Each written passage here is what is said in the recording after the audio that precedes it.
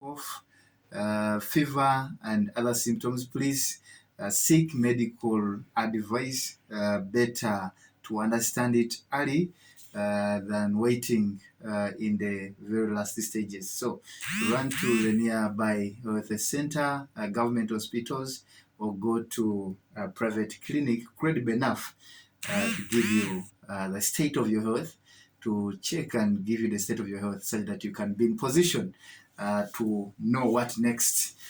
Now, we are still discussing in the studios. It's Mr. Richard Valieno Gurume, the RDC of Bugwe. As of today, he has put it right. He's still the RDC of Bugwe, and next week I'll be defining him differently on this very show.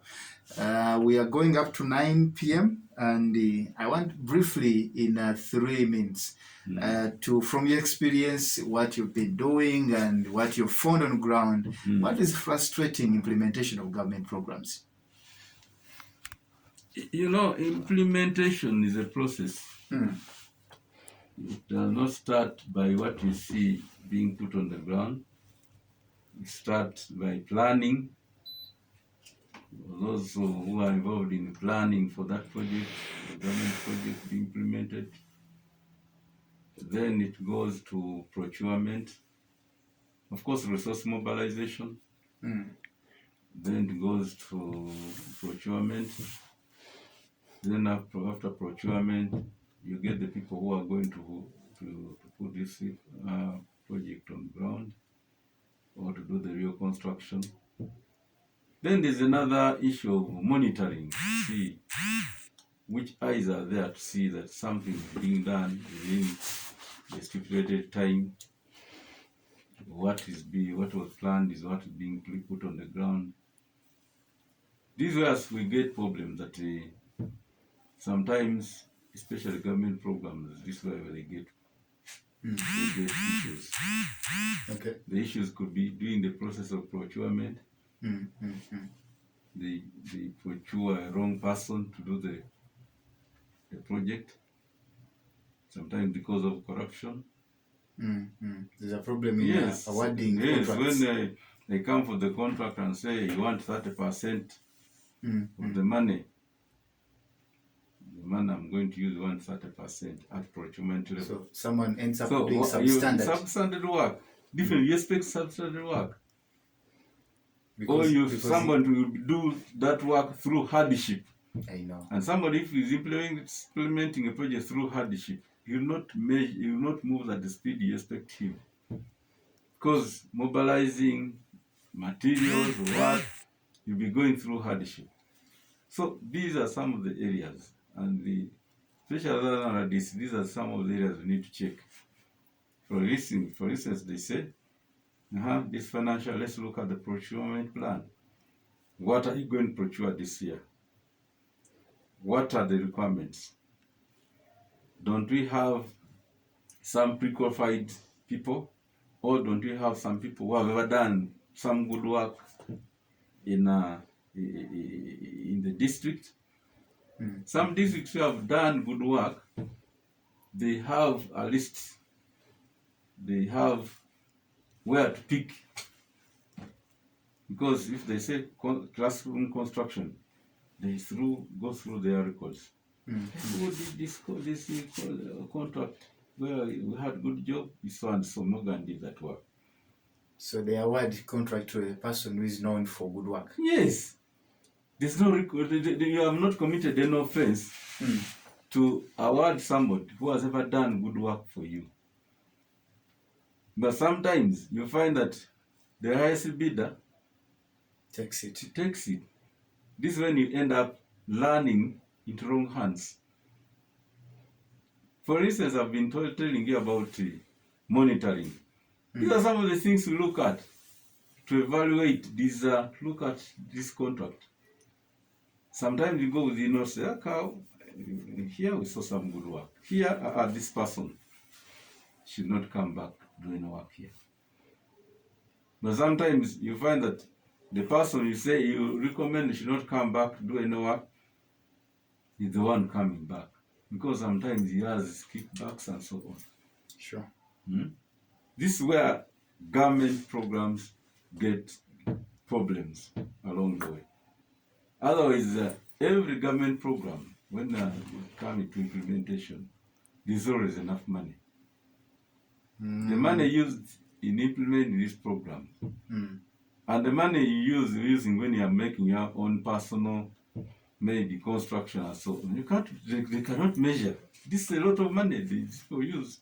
For instance, constructing a classroom, sinking a borehole, 26 million, sinking a borehole, putting up a toilet, 20 million, 18 million. But if you look at the toilet you put at home, you see, it's of 3 million. Sometimes you find it's of better quality than what you are seeing here. So you're simply saying, before you even blame the contractor, we should go ahead to blame the awarding process. No, every step must be checked, I'm telling you. If you are going to get good work, don't expect it at the end. If you are waiting at the end, expect anything. Expect anything. Yes, but if you go, these days you have that word process by process. Sure. You move at every process. There was procurement. Procurement system did this work. And you look at the people you are procured. Are they, some of these people blacklisted? Because they need to pin all that record around. Sure. Say, Morgan has been given this. Now you need to say, say, now, let's compare to what have been done. So that you are able to advise, because when you are talking about that you are the chief monitor of all government programs, you're not just there to look at. You have also to give an input, give an advice. Why do you wait something to go wrong? Then you say, but I knew this was going to happen like this. Because you gave so and so. Why didn't you come in at early stage and say, I think you are making a mistake here. So these are some of the areas, those are some of the gray areas which we need to look at. Even when the implementation is taking place, don't wait at the stage of commissioning. Go for the groundbreaking. Try to bring on board the stakeholders who are the beneficiaries, because they also give you information. Are you aware that these stakeholders can wake up and call you and say, we have seen these people are taking away the cement.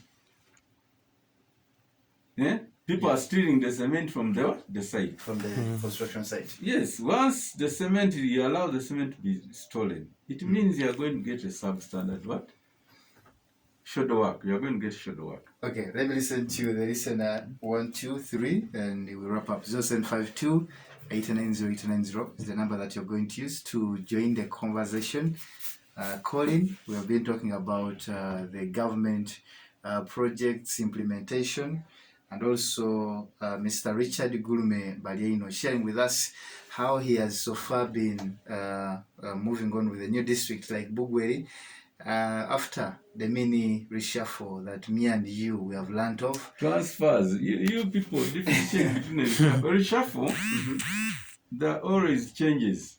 They can reshuffle a cabinet, they can reshuffle RDCs. They can reshuffle even cows and the permanent secretaries. But once it's on a transfer, this permanent secretary moving from this ministry to the other ministry, this one from the other ministry, those are just transfers. So in short, none of you lost in this? No.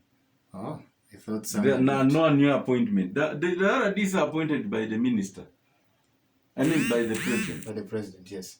But the minister can transfer.